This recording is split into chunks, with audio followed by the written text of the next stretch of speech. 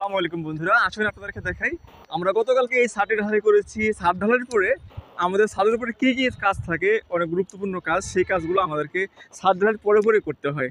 আর সেই কাজগুলো কী কী আজকে সেই বিষয়ে আজকে আপনাদের সঙ্গে আমরা আলোচনা করবো। তো বন্ধুরা আসলে আপনাদেরকে দেখাই, আমরা গতকালকে যে আমরা এই ছাদটি ঢালাই করেছি, গতকাল কিন্তু বৃষ্টি হয়েছে, বৃষ্টির মধ্যে আমরা ছাদটি ঢালাই করেছি, প্রতিনিধি দিয়েছিলাম। তারপর আলহামদুলিল্লাহ দেখেন ছাদটা কিন্তু মোটামুটি অনেক সুন্দর হয়েছে, অনেকবার বৃষ্টি হয়েছে, তারপর গ্যাপে গ্যাপে আমরা ঢালাই করেছি, তারপর আলহামদুলিল্লাহ অনেক ভালো হয়েছে, শুকরিয়া আল্লাহর কাছে।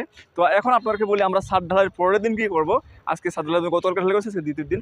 তো আমরা এই যে ছাদ 14 সাইড দিয়ে ছাদে দেখতে পাচ্ছেন আমরা এভাবে ইট দিয়ে বাঁধাই করে দিচ্ছি। এই ইট দিয়ে বাঁধাই দেওয়ার কারণ হচ্ছে ছাদে কিউরিং করতে হবে, ছাদে পানি দিতে হবে। তো এই পানি দেওয়ার জন্য আমরা এই ছাদগুলোকে ছাদের 14 সাইড দিয়ে বেঁধে দিচ্ছি। তারপরে এই ছাদটা বেঁধে দেওয়ার পর আমরা এই যে ছাদের উপর দেখতে পাচ্ছেন যে লাল লাল দাগ দেখতে পাচ্ছেন, কিংবা ছাদ ঢালাই করে অনেক সময় ছাদে লিকও হয়ে যায়। তো এই কারণে ছাদে গ্রাউডিন দিতে হয়, সিমেন্ট পানির সঙ্গে মিক্সচার করে পুরো ছাদে দিতে হয়। তো এই দুটো কাজেই অনেক গুরুত্বপূর্ণ, এই দুটি কাজেই ছাদ ঢালাইয়ের পরের দিন করতে হয় বন্ধুরা।